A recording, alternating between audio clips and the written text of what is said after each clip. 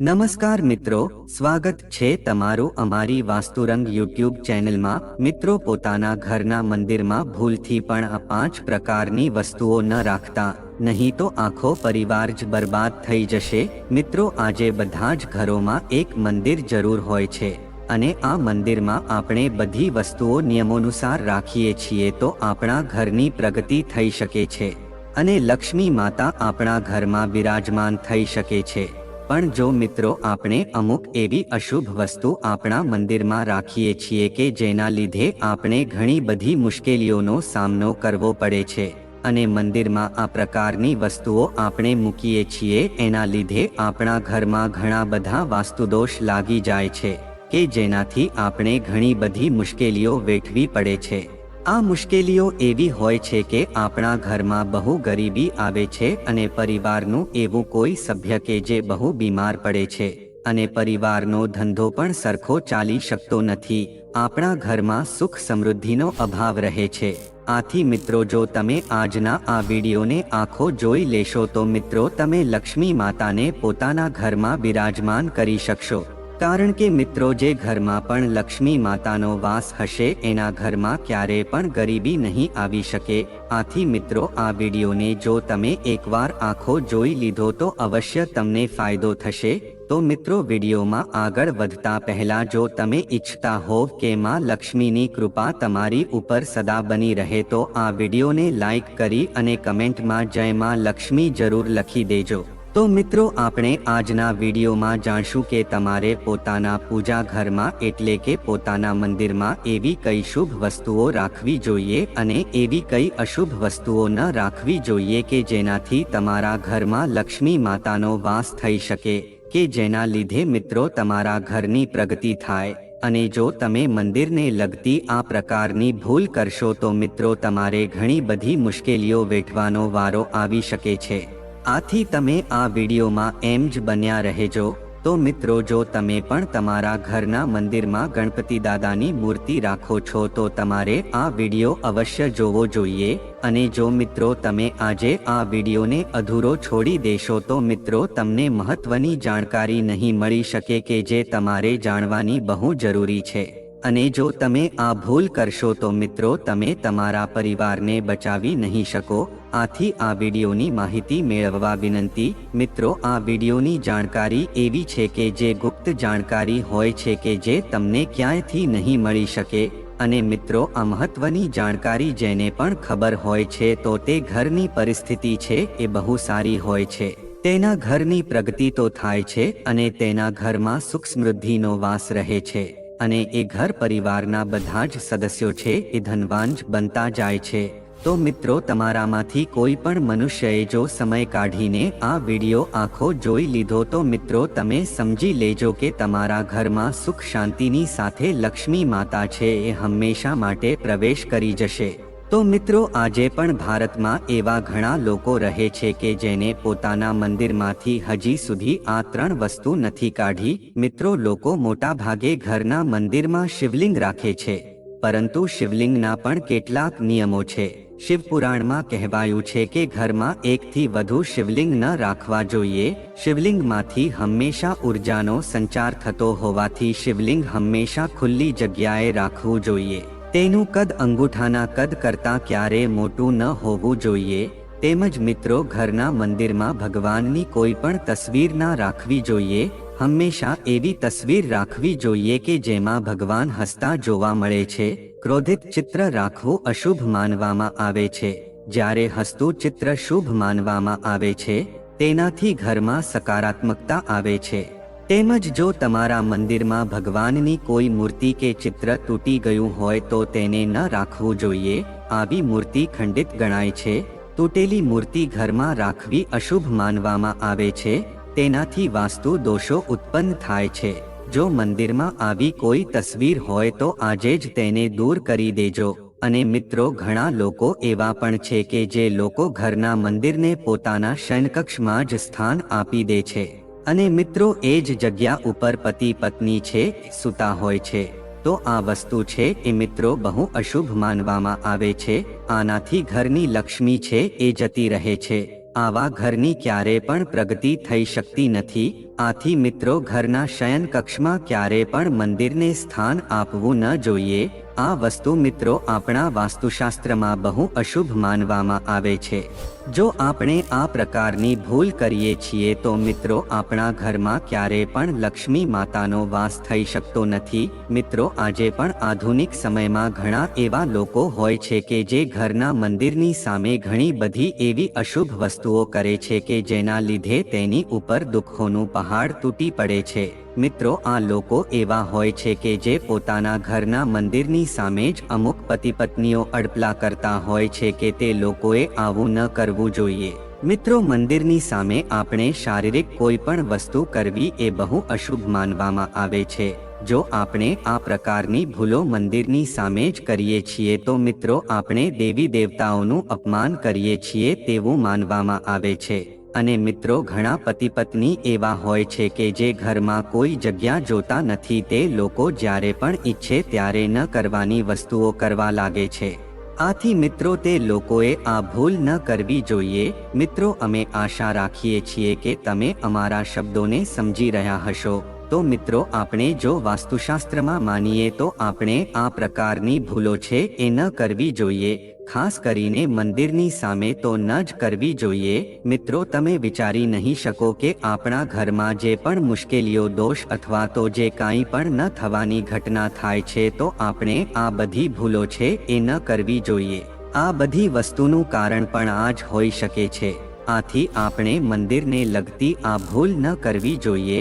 તો મિત્રો હવે આપણે જાણીએ કે આપણે પોતાના ઘરના મંદિરમાં આવા પ્રકારની વસ્તુઓ છે એ ભૂલથી પણ ન રાખવી જોઈએ.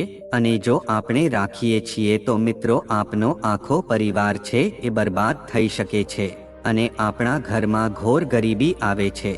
તેમજ આપણા ઘરની પ્રગતિ પણ થઈ શકતી નથી અને પરિવારના સભ્યોનો ધંધો છે એ સાવ ઠપ પડી જાય છે અને આપણે ઉપર લેણું પણ થઈ શકે છે. આથી મિત્રો સાથે આપણે એ પણ જાણશું કે તમારે મંદિરમાં એવી કઈ શુભ વસ્તુ રાખવી જોઈએ કે જેનાથી આપણા ઘરની પ્રગતિ થાય અને લક્ષ્મી માતા છે એ આપણા ઘરમાં હંમેશને માટે બિરાજમાન થઈ શકે કે જે આપણા ઘરમાં ક્યારે પણ ધંધાની કમી આવવા ન દે. તો મિત્રો જો તમે પોતાના પૂજા ઘરમાં એટલે કે મંદિરમાં આ પ્રકારની વસ્તુ રાખો છો તો મિત્રો લક્ષ્મી માતા છે તમારાથી ક્રોધિત થઈને તમારું ઘર છોડીને જતા રહે છે. મિત્રો જો તમે પોતાના ઘરમાં સુખ સમૃદ્ધિ તેમજ લક્ષ્મી માતાનો વાસ બનાવી રાખવા માંગતા હોવ તો મિત્રો તમારે પોતાના ઘરના મંદિરમાં આ 3 વસ્તુઓ અવશ્ય રાખવી જોઈએ કે જેનાથી તમારા ઘરમાં સુખ સમૃદ્ધિનો વાસ થશે. મિત્રો સ્વયં ભગવાન શ્રી કૃષ્ણએ જણાવ્યું છે કે પ્રત્યેક મનુષ્યએ પોતાના ઘરમાં એક મંદિર અવશ્ય રાખવું જોઈએ અને ત્યાં દેવી દેવતાઓની પૂજા અર્ચના કરવી જોઈએ અને તે મંદિરની અંદર પોતાના દેવી દેવતાઓનો ફોટો અથવા તો મૂર્તિ અને તેની પસંદની શુભ વસ્તુઓ રાખે છે. પણ મિત્રો આપણા શાસ્ત્રોમાં અમુક વસ્તુઓ પોતાના મંદિરમાં રાખવી એ જેટલી પણ શુભ હોય છે એટલી જ અમુક વસ્તુ છે અશુભ હોય છે કે જે આપણે મંદિરમાં ન રાખવી જોઈએ અને આ વસ્તુ અમંગળ અને અશુભ હોય છે. તો મિત્રો આ વસ્તુ એવી છે કે જેનાથી આપણા ઘરમાં નકારાત્મક ઉર્જા બનેલી રહે છે અને લડાઈ ઝઘડા કલેશ અને આપણું નુકસાન જ થાય છે. તો મિત્રો આજે આપણે જાણશું કે એવી અશુભ વસ્તુ કઈ છે કે જેને આપણે પોતાના ઘરના મંદિરમાં ન રાખવી જોઈએ. મિત્રો જો તમારા પણ ઘરના મંદિરમાં આ પ્રકારની વસ્તુઓ છે તો તેને જલ્દી જ હટાવી લેજો. પણ મિત્રો પોતાના ઘરના મંદિરમાં ભૂલથી પણ આ વસ્તુઓ ન રાખતા. તો મિત્રો સૌ પ્રથમ આપણે વાત કરીએ તો મિત્રો દીવો અને ધૂપ બહુ મહત્વની છે. મિત્રો આપણા ભારત દેશની પરંપરા છે પવિત્ર માટીની સાથે જોડાયેલી છે. આટલા માટે મિત્રો આપણે આપણા ઘરના મંદિરમાં પારંપરિક રીતે માટીનો દીવો અવશ્ય હોવો જોઈએ. જો મિત્રો તમે માટીનો દીવો ન રાખી શકો તો તમારે ધાતુના દીવાનો ઉપયોગ કરવો જોઈએ. મિત્રો જો ભગવાન ઉપર તમે વધારે શ્રદ્ધા રાખતા હોવ તો મિત્રો તમારે ગુગળ અને લોબાનનો ધૂપ પણ કરવો જોઈએ. આવું કરવાથી મિત્રો આપણા ઘરમાં સુખ શાંતિ બનેલી રહે છે. તેમજ મિત્રો બીજી વસ્તુ છે એ સાથીઓ આવે છે. મિત્રો, સ્વસ્તિક એટલે કે સાથીઓ છે એ આપણા ઘરના મંદિરમાં અવશ્ય હોવો જોઈએ, કારણ કે મિત્રો આ સ્વસ્તિક છે આપણા ઘરનું સૌભાગ્ય, સમૃદ્ધિ અને શક્તિનું પ્રતીક મનાય છે, તેમજ તેને શુભતાનું પ્રતીક પણ માનવામાં આવે છે. મિત્રો, આ જ મુખ્ય કારણ છે કે જો આપણે કોઈ પણ શુભ કાર્ય કરીએ છીએ તો મિત્રો આપણે સ્વસ્તિક અવશ્ય બનાવીએ છીએ. તેમજ ત્રીજી વસ્તુ છે એ મિત્રો લોટો છે એટલે કે કળશ. મિત્રો, ભગવાન કૃષ્ણ કહે છે કે આ કળશ છે સુખ સૌભાગ્યનું પ્રતીક માનવામાં આવે છે. આથી આપણે પોતાના ઘરના મંદિરમાં કંકુથી સાથીઓ બનાવીને એની ઉપર મંગળ કળશ અવશ્ય રાખવો જોઈએ. મિત્રો, આ વસ્તુ આપણા શાસ્ત્રોમાં બહુ જ શુભ જણાવવામાં આવી છે. આવું કરવાથી ઘરમાં હંમેશને માટે સુખ સમૃદ્ધિ બનેલી રહે છે અને ધન ઐશ્વર્યની પ્રાપ્તિ થઈ શકે છે. તેમજ મિત્રો ચોથી વસ્તુ છે એ શંખ છે. મિત્રો, ઘણા ઓછા લોકો જાણે છે કે શંખની ઉત્પત્તિ છે સમુદ્ર મંથનના 14 રત્નોની સાથે થઈ હતી. આટલા માટે મિત્રો આ શંખ છે એ લક્ષ્મી માને બહુ જ પ્રિય વસ્તુ છે. આથી મિત્રો શંખની ધ્વનિથી ઘરમાં સકારાત્મક ઉર્જાનો સંચાર થઈ શકે છે. આટલા માટે મિત્રો આપણા ઘરના મંદિરમાં શંખ અવશ્ય હોવો જોઈએ.